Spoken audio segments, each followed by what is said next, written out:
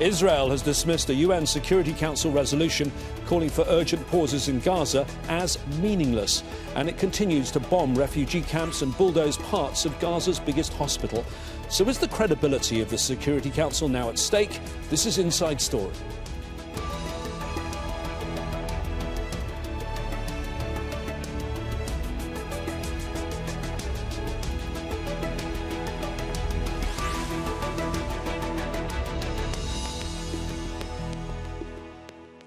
Hello again, I'm James Bays. After more than a month of relentless bombing by Israel and after the fifth attempt, the UN Security Council finally found the words to call for humanitarian pauses and the release of captives held by Hamas. 3 permanent veto-holding members, the US, the UK and Russia, abstained from voting. Moscow said it abstained because its calls for a permanent ceasefire had not been heeded, while Washington and London wanted the resolution to condemn Hamas's attack on October the 7th. We'll be bringing in our panel of guests to discuss this in a moment, but first this report from Al Jazeera's Katia Lopez-Hodoyan. Please raise their hand. A vote to pause fighting in Gaza. The resolution was passed by the United Nations Security Council to stop the attacks temporarily so humanitarian aid can reach those who need it most. About 40 days into Israel's war on Gaza, Palestine's top diplomats say the move comes too little, too late. The Security Council should have called for a ceasefire a long time ago. It should have called for a ceasefire now. The humanitarian crisis is dire. The UN is urging Israel to allow more aid trucks to cross into Gaza as families ration food and water. Lack of fuel is another issue. Today what we are saying is, if the fuel does not come in, people will start to die because of the lack of fuel. Now, exactly as from when, I don't know, but it will be rather soon than later. Out of 15 Security Council members, 12 voted in favor of the resolution. The US, Russia, and Britain, which hold council veto powers, abstained. Israel and its allies denounced the fact that the resolution does not condemn the attack on October 7th. Hamas, Israel says, is solely to blame for the bloodshed. The reality is that Israel has no choice but to continue with our mission to obliterate Hamas's capabilities and bring our hostages home. Should Hamas choose to lay down their arms, turn themselves in and hand over the hostages unscathed, this war would end immediately. Critics say Israel has been violating international law in the occupied Palestinian territories for years without consequence. Now some question if the resolution is merely political theater. We also know that while this resolution is critical, its passage alone will not save lives. Actions on the ground will. Israel's attacks have caused widespread destruction and misery for the people of Gaza. Much of the focus now shifts to whether diplomacy's reach will be enough to make a difference on the ground. Katia Lopez-Hodoyan for Inside Story.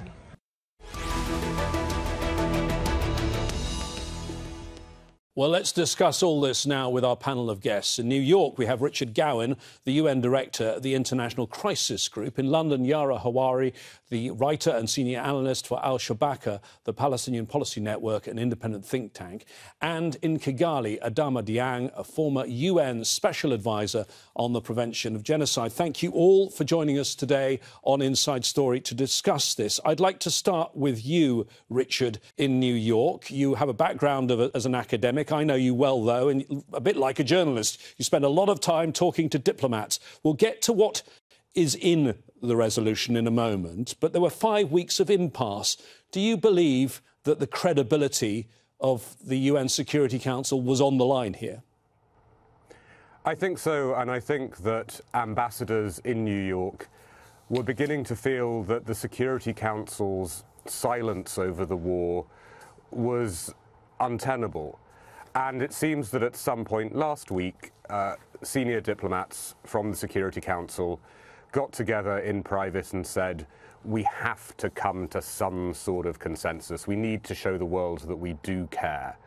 And what they settled on was a resolution that doesn't call for a ceasefire, that focuses pretty narrowly on humanitarian issues, and especially on the protection of children, but at least allows everyone to come out of the UN and say, we are talking, we are making a tiny bit of progress on this war. I mean, I have to be honest, it's primarily a diplomatic face-saving device. The impact on the ground is very uncertain, but it does at least slightly reduce tensions in New York, which have been very high indeed.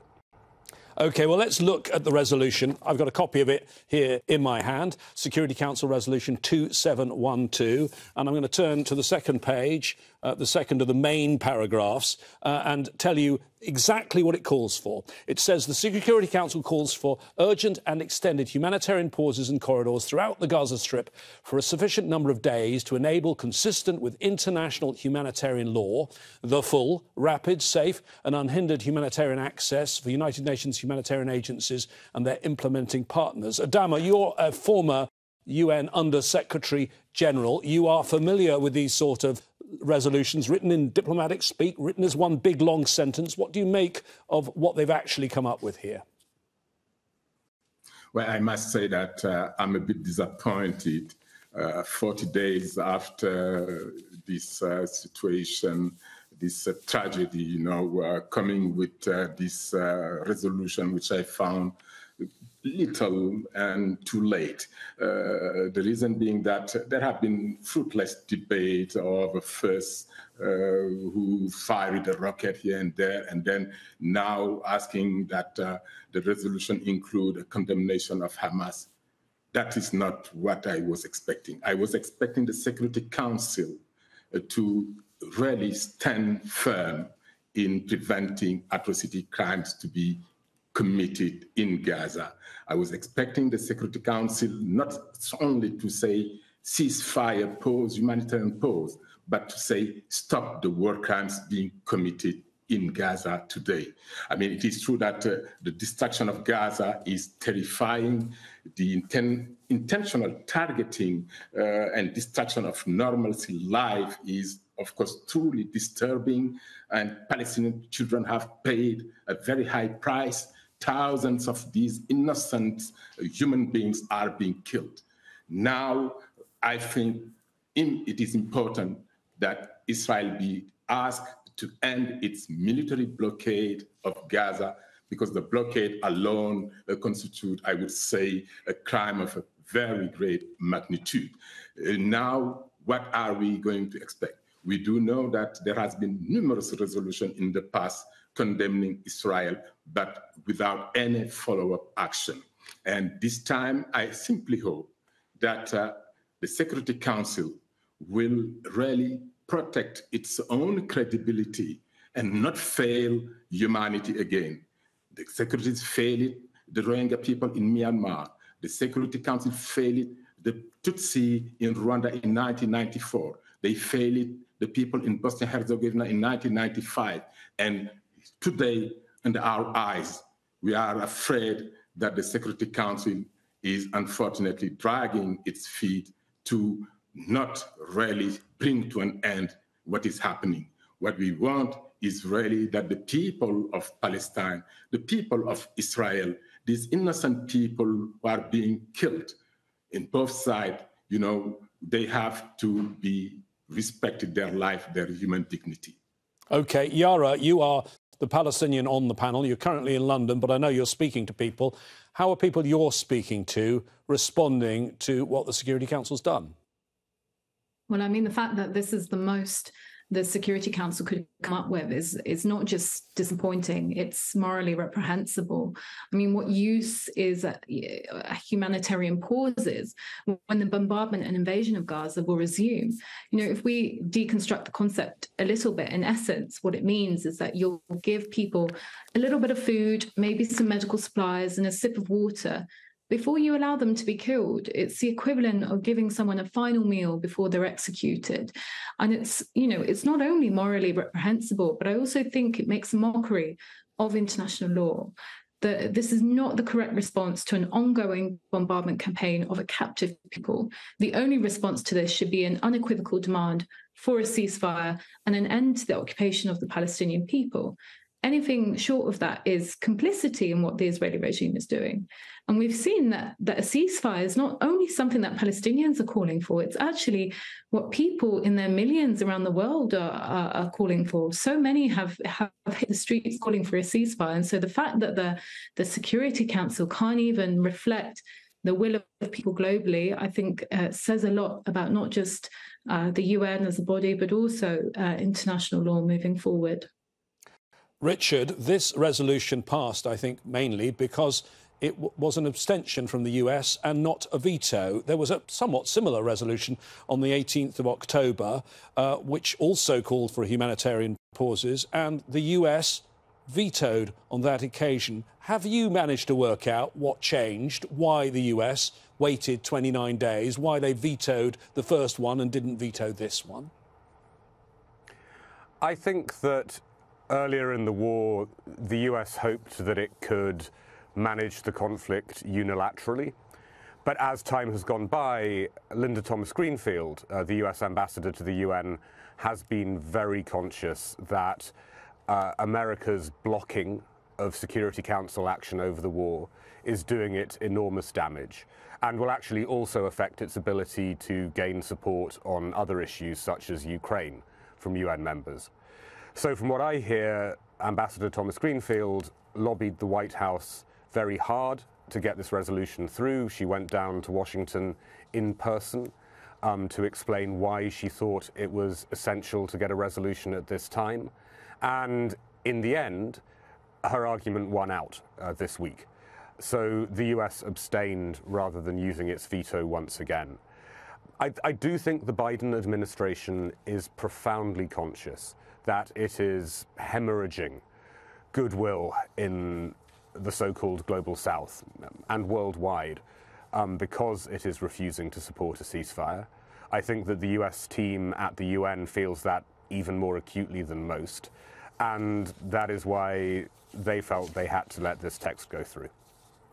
Yara, in those 29 days between the point where Linda Thomas-Greenfield, the US ambassador, put her hand up in the Security Council and declared a veto, and on Wednesday when she decided to abstain on a pretty similar resolution, I did the calculations, grim calculations, and we're going by the Ministry of Health figures from Gaza, which most people, not the Israelis, but most people think are probably underreported. There were 7,600 additional deaths. 3,653 of those were children. I mean, the situation is catastrophic, and we see with each resolution that fails to call for a ceasefire, thousands of Palestinians will be killed. I mean, the UN agencies have been warning of starvation, severe dehydration, outbreaks of diseases. So we're not just talking about Palestinians who are killed from the bombardment. We're talking about Palestinians that are going to be that are being killed because of the intensification of the siege. And I say intensification because, of course, Gaza has been under siege for over a decade and a half already. You know, I think 5% of the water needs are currently being met. Something like 10% of its food supplies are being met. The few trucks that have been able to enter Gaza are not even meeting, you know, the very basic standards that basically need to sustain the population in Gaza. And now we've seen that trucks have actually been halted from entering. There is currently no communication system in Gaza. They're down, and so there's no possibility to coordinate the delivery of the very few humanitarian supplies that are being delivered. And the tragedy is that hospitals which were doing such important work are basically now all out of service, and they have become a graveyard. And the situation, every time a resolution for a ceasefire is not called or not voted on, this inevitably will result in more deaths of Palestinians. Well, as we saw at the beginning of the programme in Katya's report, we didn't see a comment from the Israeli ambassador to the UN at that meeting because he didn't even attend. Gilad Erdan sent a deputy and he issued a statement then saying the resolution is disconnected from reality and is meaningless. So Israel's going to ignore this, and it isn't the first time that Israel's ignored UN Security Council demands. Back in 2016, Netanyahu refused to recognise a UN Security Council resolution urging a halt to illegal Israeli settlement activity in the occupied Palestinian territories.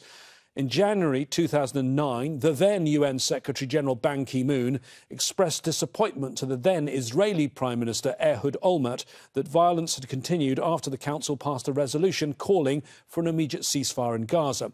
In 2004, Israel continued to demolish homes in the Rafah refugee camp after the UN Security Council passed a resolution calling for it to stop. And Israel has ignored numerous resolutions passed by the UN Security Council denouncing its occupation of East Jerusalem, the West Bank and Gaza since 1967. Adama, you know that history of Israel's defiance of the UN Security Council.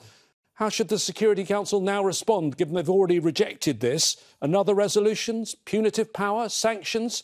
Is that what they should do, and is that at all likely? Well, that is what really frustrates today many people, many human rights defenders around the world. I mean, when you see, as you described earlier, the demonstration in all parts of the world, this is simply a new situation where we would have expected the Security Council to uphold really its moral, ethical responsibility. And unfortunately, we are witnessing a political game here and there when it is about humanity. And I should say that I was particularly disappointed with the vote by UK simply because UK and France are the only two Security Council permanent members who have signed the initiative calling on the Security Council members, permanent members, to never use the veto when there is a situation which may lead to the risk of genocide, crimes against humanity, war crimes, which we call simply the atrocity crimes. But here we are. Here we are, and I think this time on earth, it is extremely important that also the United States shows really its own leadership.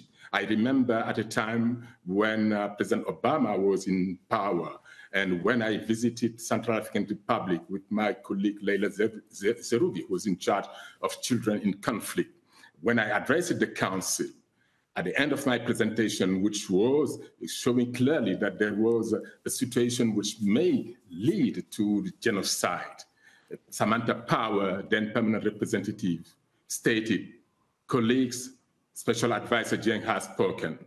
Tomorrow, no one will say, we didn't know. And his colleague also from UK echoed what she said. And following that decision, Samantha approached the White House. And for the first time, the White House agreed that there was a need to do something. And the first decision was to put a 43 million check for Central African Republic and to start negotiating a resolution which led to the establishment of MINUSCA, the UN mission on the ground. And I think this is what is very important. And I would expect President Biden to have also the same strong courage that President Obama did. This is about humanity, because as President Obama said, in fact, just a couple of days ago, if this situation continues, the young Palestinian frustrated will become tomorrow worse than what we are seeing today when it comes to condemning Hamas. So I beg members of the council to really make every effort. Most of them in 2005, all of them, I would say, in fact, adopted the principle of responsibility to protect, meaning that we agreed that we will not allow a situation like the one we allow and which led to the killing in 100 days of 1 million people simply because of their identity. And also we did not act to prevent what happened in Srebrenica. What now the Council is waiting? What the Council is waiting? I think this is the question we need and to get an answer, because tomorrow history will judge those members in the Council who would have allowed the killing of these Palestinian people. Because it's not only about Gaza, it's also about what is happening in West Bank. In West Bank, where we are almost witnessing, I would say, ethnic cleansing. Well, you mentioned there Ambassador Samantha Power. Of course, she's still a senior figure in the Biden administration dealing with the US's international aid efforts. Yara, it's worth noting that since this resolution was passed, it was supposed to not only give humanitarian pauses, but get aid flowing into Gaza. And both on the 16th and 17th, there's been no aid going into Gaza because of a lack of fuel to transport it. Israel is still blocking fuel. Yes, and I think that's a very significant point. This isn't simply about food and water, but fuel, which is needed for most aspects of life, not least to transfer the very much needed aid on trucks into Gaza, but also to power hospitals, to power basic services. At the moment, it is near impossible for any of these services to operate in Gaza. I mean, people are not able to call ambulances, they're not able to call civil defense. So when a home is bombed, the likelihood is that you will be trapped under the rubble. And there's also, once again, a communication blackout. And Israel has been imposing these communication blackouts on Gaza so that they can hide their war crimes, so that Palestinians in Gaza cannot tell the world what is happening. And that I think is a crucial part of the story, that the only journalists who are allowed into Gaza at the moment are going in with the Israeli regime forces and are being showed exactly what the Israeli regime wants them to see. There are no international journalists in areas that are being bombed. And so Palestinians, once again, are having to try and get their testimonies, their experiences of genocide out through very limited communication. And I have to say, hats off to all the Palestinian journalists who are doing an incredibly difficult job and really showing the world what is happening in Gaza, despite really terrible conditions and life-threatening conditions. Well, in recent hours, we've had a statement come from more than 30 UN experts, I have it here, about the situation in Gaza. They say it's a genocide in the making. In this, it also says we're deeply distressed at the failure of Israel to agree to and the willingness of the international community to press more decisively for an immediate ceasefire. The failure to urgently implement a ceasefire risks this situation spiralling towards a genocide conducted with 21st century means and methods of warfare. Adama, you are a former UN Under-Secretary General who dealt with the whole issue of genocide for Ban Ki-moon and for Antonio Guterres. Do you agree with that? And I do note, by the way, that you're speaking to us from the capital of a country that witnessed a genocide. Let's simply remind our listeners, our viewers, what is genocide. It is the intentional destruction of a people in whole or in part. And the 1948 Genocide Convention, which was adopted, as a matter of fact, one day before the adoption of the Universal Declaration of Human Rights.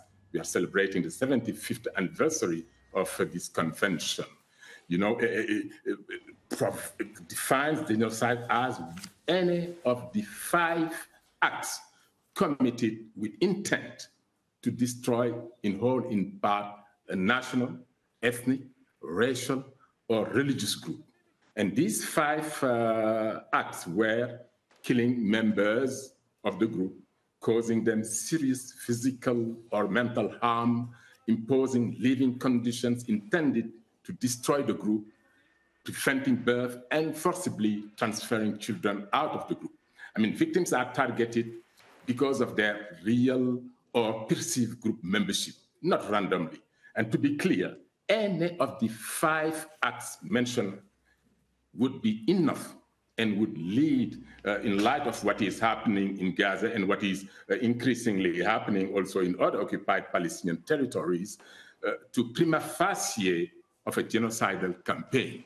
And that is why I was very pleased with the statement issued by these 30 UN experts who belong to what we call the special procedures, because I think their call was needed, and I hope this call will be heard by the Security Council members so that they uphold their responsibility. Because of course, these experts, Adama, these experts don't actually work for the UN. They're independent experts, aren't they, Richard? What do you think this all means for the Secretary-General?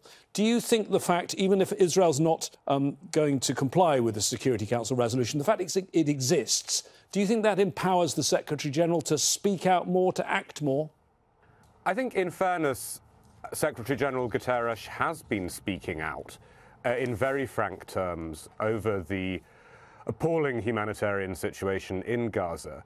And this is not typical for him. I mean, as you know, James, Guterres is a very cautious man, and there have been other horrible wars, such as the war in Ethiopia a couple of years ago, on which he really avoided speaking out in strong terms because he didn't want to lose access to key leaders. This time around, he has been enormously blunt about the scale of the crisis. He's repeatedly called for a ceasefire. I think that, at least in rhetorical terms, he has gone up one or more levels from his normal approach. The problem is that Israel, from the get-go, has adopted a strategy of trying to ignore and delegitimize any criticism that comes from the UN, whether it's from the Secretary-General or the General Assembly or the Security Council. The Israeli view is that the UN is fundamentally biased against them and they are going to ignore it. So the Security Council does create a framework in this resolution for Guterres to report more on the facts on the ground and to bring to the Council a lot of the information we're hearing here today. But I think the Israelis will, as a matter of policy, close their ears to him.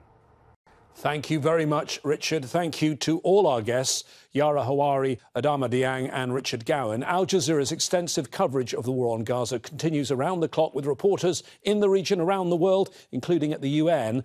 And you can always find more context and analysis at aljazeera.com. We want to hear from you too. Find us at facebook.com/AJ Inside Story or on X, formerly Twitter. We're at AJ Inside Story. From me, James Bays, and all the team here in Doha. Please stay safe. I'll see you very soon. Bye-bye for now.